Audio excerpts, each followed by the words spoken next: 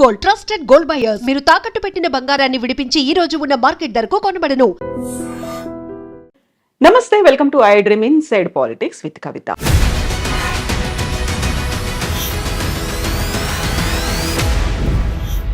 నలభై 47వ అధ్యక్షుడిగా డొనాల్డ్ ట్రంప్ బాధ్యతలు స్వీకరించిన తర్వాత ర్యాపిడ్ ఫైర్లో ఆదేశాలు జారీ చేస్తున్నారు. జన్మతః వచ్చే పౌరసత్వాన్ని రద్దు చేశారు. విదేశాలకు చేసే సహాయాన్ని 90 రోజుల పాటు నిలుపు చేశారు. దీంతో పాటుగా H1 వీసాల మీద చర్చలు, వాదనలు కొనసాగుతున్నాయని చెప్పారు. అండ్ ఆంక్షలు కూడా కొనసాగుతున్నాయి. భారతదేశం మీద ద్వైపాక్షిక సంబంధాలు ఎలా ఉండబోతున్నాయి? ఈ ఎగ్జిక్యూటివ్ ఆర్డర్స్ భవిష్యత్తులోనూ ఇలాంటి సంచలనాలనే కలిగించబోతున్నాయా? మనతో పాటుగా ఉన్నారు డాక్టర్ జయప్రకాష్ నారాయణ గారు. సార్ నమస్తే. నమస్తే కవిత. సార్, గతంలో మనం మాట్లాడుకున్నాం డొనాల్డ్ ట్రంప్ అధ్యక్షుడిగా రాబోతున్నాడు అని. వచ్చేసారు, రాగానే ర్యాపిడ్ ఫైర్లో ఆదేశాలు అనేవి, ఈ ఎగ్జిక్యూటివ్ ఆర్డర్స్ అనేవి అసలు పెద్దన్నగా మనం భావిస్తుంటాము అమెరికా అని. ఎలా అనిపిస్తున్నాయి సార్ విదేశాల మీద? మనం రెండు విషయాలు ట్రంప్ను గురించి గట్టిగా ఆలోచించాలి. ఒకటి, గత 2-3 రోజులుగా ఆయన పని చూస్తున్నట్టయితే చెప్పిన మాట చాలా మేరకు చేస్తాడు. ఎందుకంటే ఇంకోసారి మళ్ళీ అవకాశం లేదు ఆయనకి. వృద్ధాప్యంలో ఉన్నాడు. తన బ్రాండ్, తన మార్క్ ఉండాలని చెప్పని ఏం చేయబోతున్నాడో ముందే చెప్పాడు. ఎన్నికల్లో ఆయన ఏమీ రహస్యం ఏం లేదు, మంచిగానే చెడు కానీ. ఉదాహరణకి క్యాపిటల్ మీద, అమెరికన్ పార్లమెంట్ మీద దాడి చేసిన వాళ్ళు నిజంగా దేశద్రోహం కొడిగినట్లు లెక్క. హింసకు పాల్పడ్డారు, కొంతమంది మరణాల కాలకులైనారు. వాళ్ళందరినీ క్షమాపక్ష ప్రసాదిస్తున్నాడు, ఇచ్చాడు. మంచిగానే చెడుగానే ఆయన చెప్పింది సీరియస్గా తీసుకుంటున్నాడు, స్ట్రాంగ్గా చెప్తాడు కూడా. రెండోది, ఇనాగరల్ స్పీచ్లో ఆయన ఒక మనిషిని ఉదహరించాడు. ఆయన విలియం మెకిన్లీ అని, అమెరికా రాష్ట్రపతిగా 1897 నుంచి 2001 దాకా ఉన్నాడు ఆయన. 2001లో సెప్టెంబర్లో ఆయన చంపేశారు. ఈ హత్యకు గురైన రాష్ట్రపతుల్లో ఆయన ఒకడు. ఆయన తర్వాత థియోడోర్ రూజ్వెల్ట్ వచ్చాడు.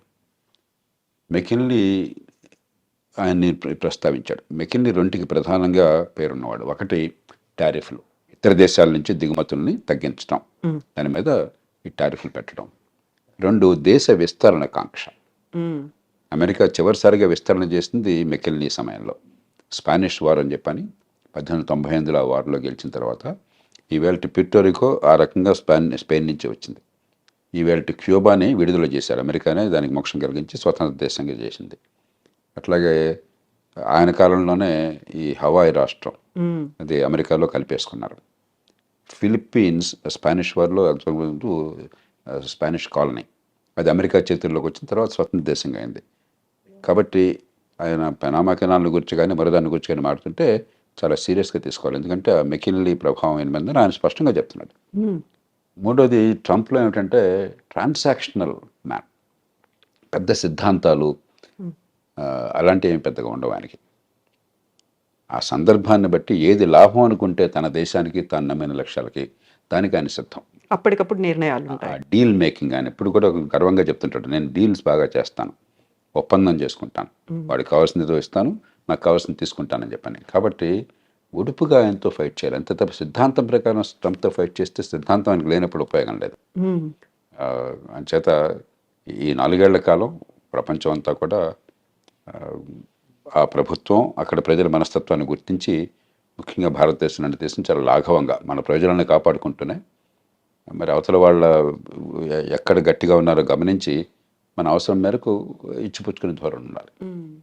సో ఇప్పుడు జన్మతః వచ్చే పౌరసత్వాన్ని రద్దు చేశాము అన్న తర్వాత అక్కడున్న వాళ్ళకి లాభమా, మనకి నష్టం జరుగుతోందా? ఎలా ఉంది సార్ పరిస్థితి అనేది? మొట్టమొదటిది, ఇది రాజ్యాంగ రీత్యా సాధ్యం కాదు. అమెరికన్ రాజ్యాంగంలోనే అమెరికా గడ్డ మీద పుట్టిన వాళ్ళకి పుట్టుకతో పౌరసత్వం వస్తుందని చెప్పి రాసుకున్నారు. పుట్టుకతో పౌరసత్వం వస్తే అతను తీసేయడానికి లేదు ఆ పౌరసత్వాన్ని. రెండోది, పుట్టుకతో పౌరసత్వం ఉన్న వాళ్ళకి కొన్ని పదవులకు అర్హులు. ఉదాహరణకు అమెరికన్ రాష్ట్రపతి, ఉపరాష్ట్రపతి లాంటి వాళ్ళు పుట్టుకతో పౌరసత్వం ఉన్న వాళ్ళు మాత్రమే అర్హులు. మిగతా పౌరులు, ఇతర దేశాల నుంచి పోయిన వాళ్ళు పౌరులుగా ఉంటే అర్హులు కాదు. అలా పెట్టుకున్నారు వాళ్ళు. కాబట్టి అది సాధ్యం కాదు. కానీ ఆయన ఎందుకు చేశాడంటే ఆయన 2 కారణాలుగా. ఒక బలమైన సంకేతాన్ని ఇవ్వాలి, అక్రమ వలసదారులకి వ్యతిరేకము, నేను క్షమించను అని చెప్పడానికి. రెండోది, ఇది ఖచ్చితంగా సుప్రీంకోర్టు దాకా పోతుంది. అమెరికాలో తుమ్మిన దగ్గర సుప్రీంకోర్టు దాకా వెళుతుంది. ఎందుకంటే అది లిటిగేటియస్ సొసైటీ. ప్రతిదానికి ఒక కోర్టుల వివాదాలు, దావాలు, ఆ దేశ సాంప్రదాయంలో భాగం అది, ఆ దేశం జన్యువుల్లో భాగం అది. సుప్రీంకోర్టుకి వెళుతుంది. 100కి 99 పాళ్ళు సక్రమంగా ఆ దేశంలోకి చట్టబద్ధంగా ప్రవేశించిన వాళ్ళు సంతానం కనుక అయినట్టయితే దాని పౌరసత్వాన్ని సుప్రీంకోర్టు కాదనలేదు. కానీ అక్రమంగా ప్రవేశించిన వాళ్ళైతే అన్డాక్యుమెంటెడ్ ఇమిగ్రెంట్స్ అంటాం, వాళ్ళకి ఇప్పుడు వాళ్ళ పిల్లలకి పుట్టుకతో పౌరసత్వం ఇవ్వాలి వద్దన్న విషయంలో బహుశా సుప్రీంకోర్టు మరి ఇంకొక స్టాండ్ తీసుకోవచ్చు. కాబట్టి భారతీయ సంతతి వాళ్ళకి నేను అనుకోవటం, మన వాళ్ళు 195 మంది భారతదేశం నుంచి వెళ్ళిన వాళ్ళు అమెరికాకి నైపుణ్యము విద్య ఉన్నవాళ్ళు, డాక్యుమెంటెడ్ ఇమిగ్రెంట్స్ అంటే వీసాలు వగేరా పొంది చట్టబద్ధంగా వెళ్ళిన వాళ్ళు. కాబట్టి వాళ్ళకి ఇబ్బంది ఉండకపోవచ్చు. కానీ అన్డాక్యుమెంటెడ్ ఇమిగ్రెంట్స్ పిల్లలకు మాత్రం ఆ పౌరసత్వం ఉంటుందా లేదని సుప్రీంకోర్టు చేతిలో ఆధారపడి ఉంటుంది. ఇక రాజ్యాంగాన్ని మార్చడం అమెరికాలో దాదాపు అసాధ్యం.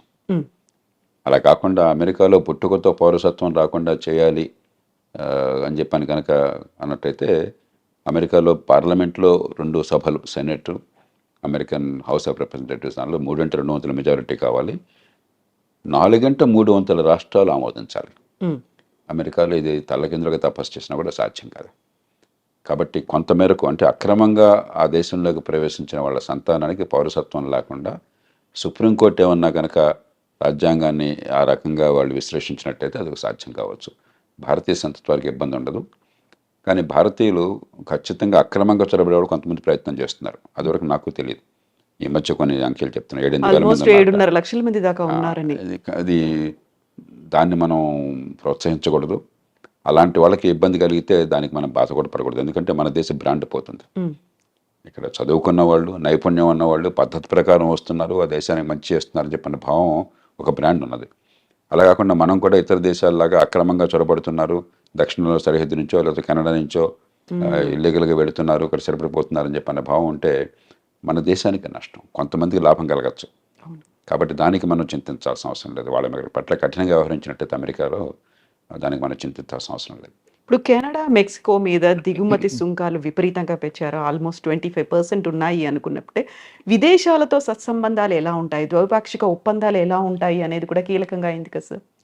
ఆయన తీరు ఏమిటంటే, ఎక్కడైనా బావగానే వంగతోట దగ్గర బావగాదు. కాబట్టి నువ్వు కెనడానా, మెక్సికోనా, యూరప్పా, ఇండియానా నాకు అనవసరం. నాకు లాభం ఏంటి, నా నుంచి నువ్వు పొందుతున్నావు నాకు రావట్లేదు అనుకుంటే వెంటనే ఆయన ఎదురు తిరుగుతాడు. కెనడా, మెక్సికోలు తీసుకుంటే ఉదాహరణకి మంచి ఉద్దేశంతో అమెరికా ఏం చేస్తుందంటే north American free trade agreement అని చెప్పని బిల్ క్లింటన్ కాలంలో నాఫ్తా అంటారు. దాంతో ఏమైందంటే కెనడా నుంచి కానీ మెక్సికో నుంచి కానీ దిగుమతులు అమెరికాకి, లేకపోతే అమెరికా నుంచి ఆ దేశాలకు ఎగుమతులు ఏమీ సుంకాలు లేకుండా, ఏ రకమైన అడ్డంకులు లేకుండా వచ్చే ఏర్పాటు జరిగింది. దాంతో ఏమైంది, అమెరికాలో కొంచెం ఖర్చు ఎక్కువ, తలసరి ఆదాయం ఎక్కువ కాబట్టి, లేబర్ కాస్ట్ చాలా ఎక్కువ కాబట్టి, ఆ కాస్ట్ ఆఫ్ ప్రొడక్షన్ తగ్గించడం కోసం అమెరికన్ వ్యాపారవేత్తలు చాలామంది కెనడాలో పెద్ద పెద్ద ఎత్తున పరిశ్రమలు పెట్టారు. ఉత్పత్తి కెనడాలో జరుగుతుంది, ఆ కార్లు కానీ మిగతావి కానీ అమెరికాకు వెంటనే సరిహద్దే కదా, పక్క దేశమే కదా, అమెరికాకు వెంటనే వచ్చేస్తున్నాయి. అమెరికన్ వినియోగదారులకు లాభం జరుగుతుంది, కానీ అమెరికన్ ఉత్పత్తిదారులు నష్టపోతున్నారు. సమస్య వినియోగదారులకేమో చవకగా మంచి మన్నికల వస్తువులు కావాలి, ఉత్పత్తి చేసేవాడికి మనకు లేబర్ మార్కెట్లో ఉద్యోగాలు దొరకాలని చెప్పంటే మన దేశంలో ఉత్పత్తి జరగాలి. ఈ రెండింటికి మధ్య క్లాష్ ఉన్నది. ఇక్కడ ఏంటంటే ట్రంప్ ఆయన పార్టీ ఈ ఉత్పత్తిదారుల పక్షం వహించారు. మన దేశంలో మన వాళ్ళకి ఉద్యోగాలు రావాలి, వాళ్ళకేమిటి రావటం అని చెప్పన్నది. అలాగే అంతకంటే అమెరికాకి చాలా ఇబ్బంది కలిగించేది ఏంటంటే చైనా వాళ్ళు అర్థం చేసుకున్నారు, మన మీద ఆంక్షలు పెడతారు ఉన్న కొద్దికిని. ఎందుకంటే అదివరకు జపాన్ చాలా అమెరికా భావించేవాళ్ళు. రొనాల్డ్ రేగన్ కాలంలో జపాన్ అన్ని ఎగుమతి చేస్తుంది, మనం పెద్ద ఎగుమతి చేయలేకపోతున్నాం, వాళ్ళకి మన దేశం మొత్తం వాళ్ళ వశమైపోతుంది, మన డబ్బంతా వాళ్ళ చేతుల్లో చేరుతుందనే భావం బలంగా ఉండేది. ఇప్పుడు చైనా మీద అలాంటి భావం ఉన్నది. చైనాతో ట్రేడ్ సర్ప్లస్, చైనాకి $200-300 బిలియన్ ట్రేడ్ సర్ప్లస్ ఉంది అమెరికాతో. కాబట్టి డాలర్లన్నీ కొన్ని $1 ట్రిలియన్ చైనాలో పోగొడుతున్నాయి. మరి మనం వదిలేస్తే పూర్వం జపాన్ వాళ్ళు అమెరికాలో పెద్ద కంపెనీలు కొన్నట్టుగా చైనా వాళ్ళు కూడా అమెరికా ఆర్థిక వ్యవస్థను సొంతం చేసుకుంటారు.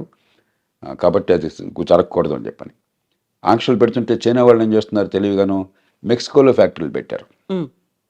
మెక్సికో సంతోషంగా ఆహ్వానిస్తుంది, ఏ దేశం విదేశీ పెట్టుబడులను ఆహ్వానిస్తుంది. మనం కూడా ఎవరైనా పెట్టుబడులు పెడతామంటే మనం సంతోషంగా రమ్మని చెప్పంటాం మన దేశంలోకి. కాబట్టి చైనా వస్తువులు చైనా నుంచి రాకుండా మెక్సికో నుంచి వస్తున్నాయి. ఈ 2 కారణాలుగా ఆయన గట్టిగా విరుచుకుపడుతున్నాడు. మూడో దానికి కోపం ఏమిటంటే దానికి కొంత ఆధారాలు కూడా ఉన్నాయి. అమెరికా ఇవాళ ప్రపంచంలో మాదక ద్రవ్యాలు ఈ డ్రగ్స్కి ప్రపంచ క్యాపిటల్ అయిపోయింది. డిమాండ్ అక్కడ విపరీతంగా ఉన్నది.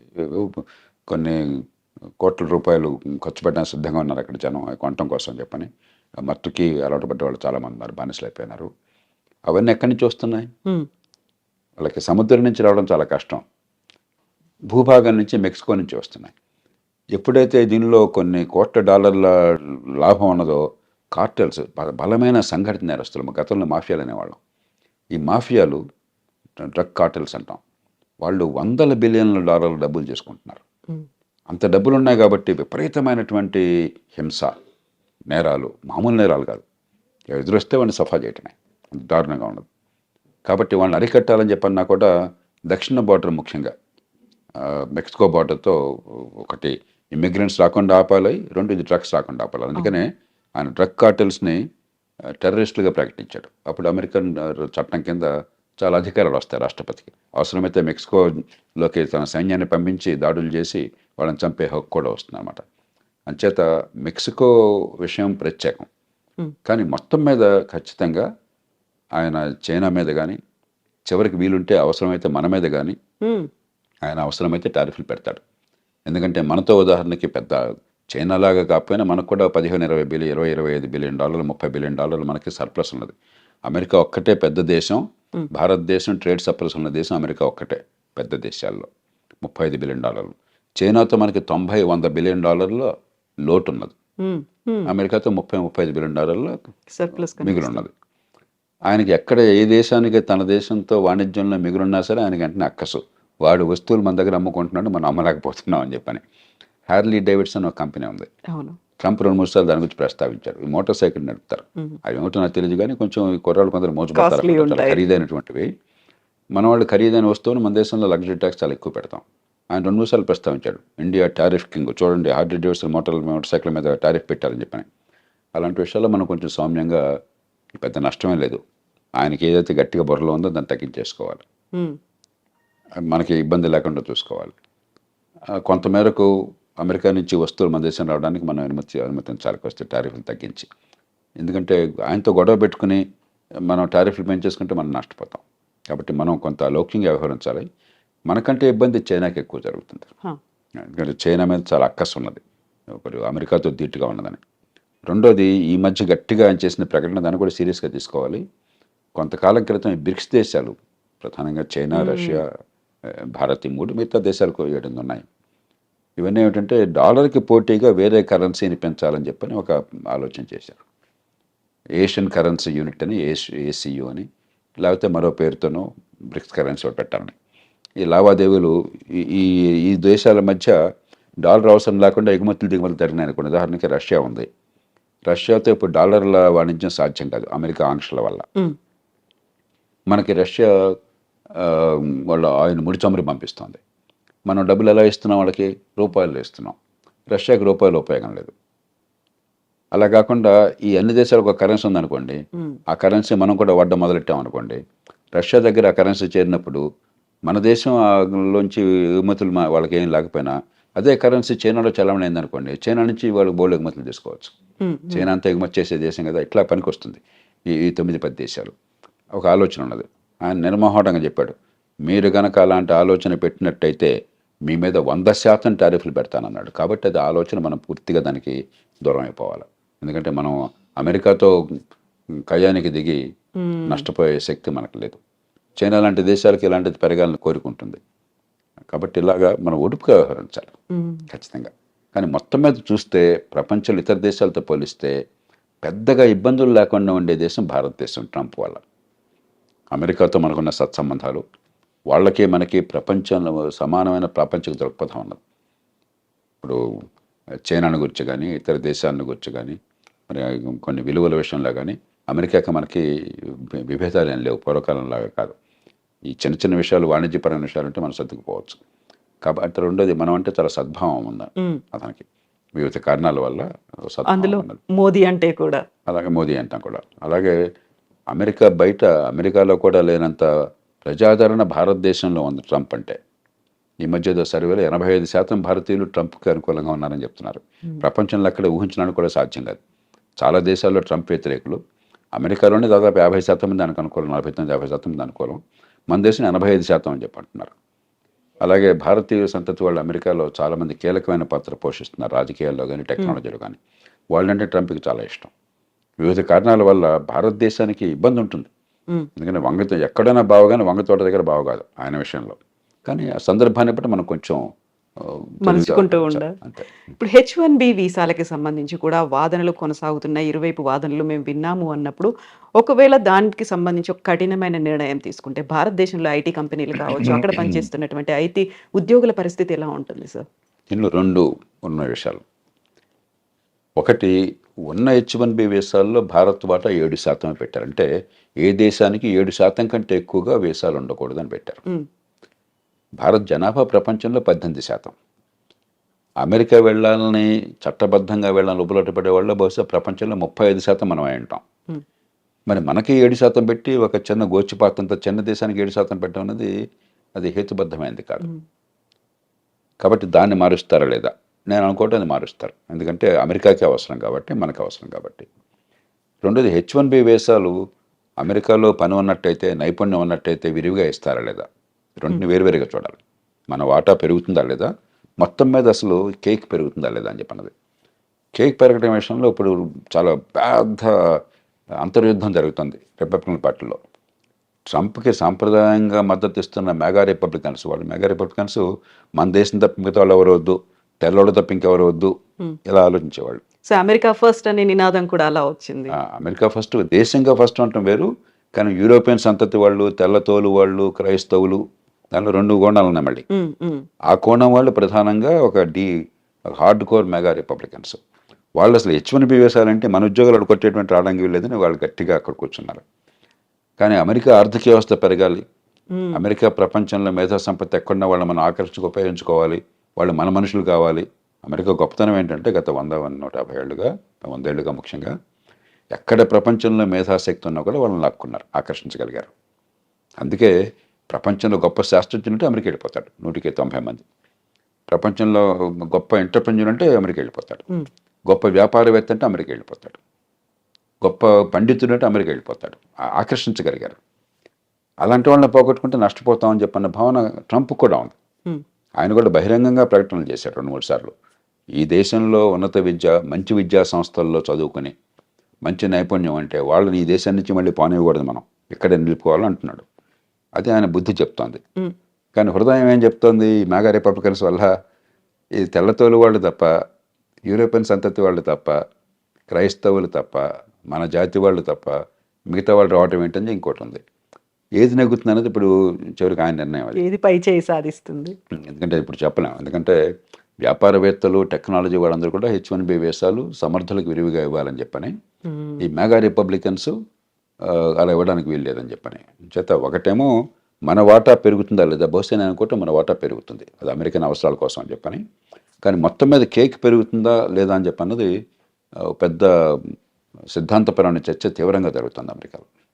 సో ఇప్పటికిప్పుడు అయితే ఆ భారతదేశానికి లాభమా నష్టమా, ట్రంప్ ఎలా ఉంటాడు అనేది అయితే అంచనా వేయడానికి లేదు కదా సార్. పెద్ద నష్టం మనకు ఉండదు, ముందు భయపడకూడదు. ఎందుకంటే ప్రపంచంలో ఏ దేశానికి లేని సౌలభ్యం మనకున్నది. మొత్తం మీద ఎంతో కొంత ట్రంప్ లాంటి వాడు కొత్త ఆలోచనలతో, కొన్ని సందర్భాల్లో రాడికల్ ఆలోచనలతో, విధానాలతో వచ్చినప్పుడు కొంత ఒడిదుడుకులు ఉంటాయి. ఆ ఒడిదుడుకులను పక్కన పెట్టేస్తే మొత్తం మీద పెద్దగా ఇబ్బంది ఏమాత్రం కలగని దేశం, పెద్ద దేశం భారతదేశం.